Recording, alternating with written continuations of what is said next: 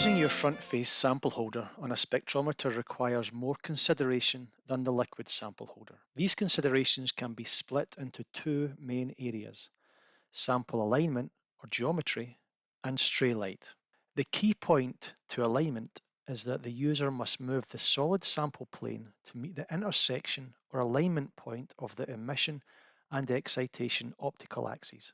Start by placing the front-face sample holder or SC10 into your system. For the FLS and LifeSpec 2, the positioning rod parts need to be fitted carefully. Note the sample holder is reclined to prevent a direct specular reflection of the excitation beam into the emission monochromator. Powder samples can be mounted in the demountable cuvette. Solid samples come in many sizes and shapes, so some creativity is often needed. Film samples can be mounted on the small jaw clip.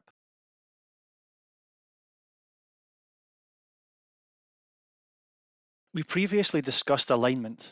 Check that the excitation beam hits the sample by using a visible beam from the xenon lamp. For a laser source, this alignment should be also checked safely.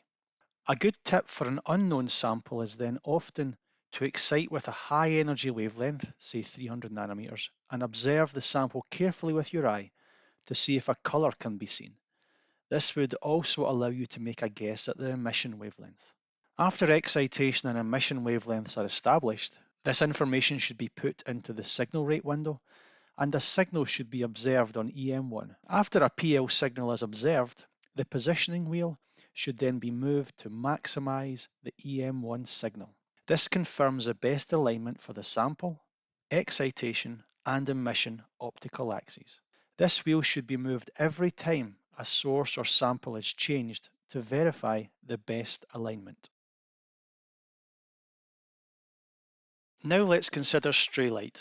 Single monochromator systems do not suppress as much light as double monochromators, and with highly scattering or reflective samples, especially those excited with UV light, long wavelength pass filters should be placed between the sample and the emission monochromator to help the emission monochromator filter the excitation beam.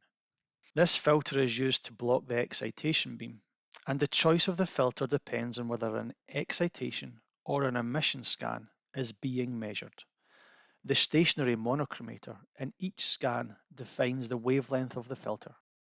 For an emission scan, the filter wavelength should be greater than the excitation wavelength plus 15 nanometers, and for an excitation scan, the filter wavelength should be less than the emission wavelength minus 15 nanometers.